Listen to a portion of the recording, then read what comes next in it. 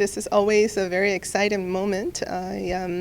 This is, filing for my last term on the county council, so in some ways it's a little bittersweet because I am definitely thinking back on all the amazing things that we've been able to accomplish and still the work that needs to be done. So I'm really grateful and honored to have had this opportunity to serve the residents of Montgomery County, specifically the residents of District 4.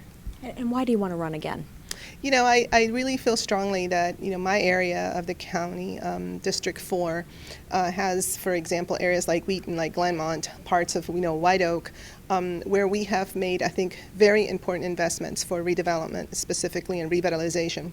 And it is important, in my opinion, to make sure I'm there, to continue to move forward, to continue to monitor, and to make sure that the promises made are kept. And so these are the types of projects that take a little while because these are very important, very large projects. So that's one of my main motivations. I feel that that part of the county, for some reason, didn't have the revitalization that other parts of the county had experienced. So that was my number one priority, and we're well on our way. But I also think that, issues of education continue to be a challenge. I think MCPS has done an amazing job, but they never really thought that they would be adding so many students. 20,000 students they added between 2007 and 2017. There's a lot to be done there as well. Would love to continue to work on government transparency and access to local government.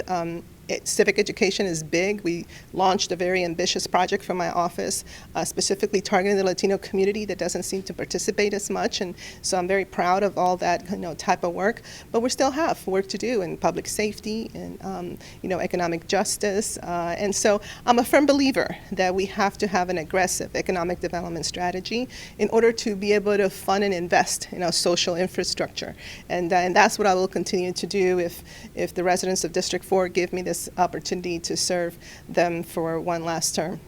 And will you be using the campaign finance fund? Yes, I am, and actually, I've already filed, and so today, is the start of making sure that I can get to that threshold so I can qualify. Do have a website, nancynavarro.org, and so, I invite folks to take a look at it and, consider making a donation. This is low dollar, as everybody knows.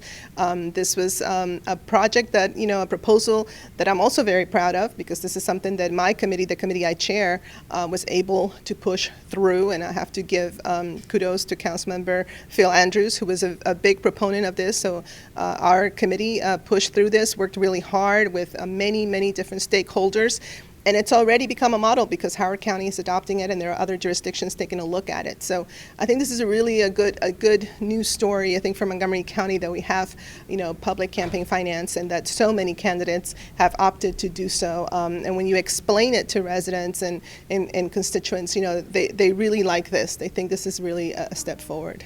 And tell me about your campaign going forward. What happens next? Right now, obviously, it's important to raise the appropriate dollar threshold so you can use it to communicate with the potential voters. But also, for me, it's about having that dialogue throughout my district to be able to hear from residents, what's working and what is not working, and what are their, goals also for this next 4 years, and continue as much as possible to do what we do best in my office. I have amazing staff, but really continue to provide the constituents services that we are known for. That goes hand in hand. Just because you're campaigning, the work doesn't stop. You're still serving the district in your capacity as council member. But it is really about having that engagement and really truly listening to your voters and make sure that you're not only addressing the local issues, but being mindful of how some of the also regional issues and even national issues impact us, especially in our economy and many other quality of life issues.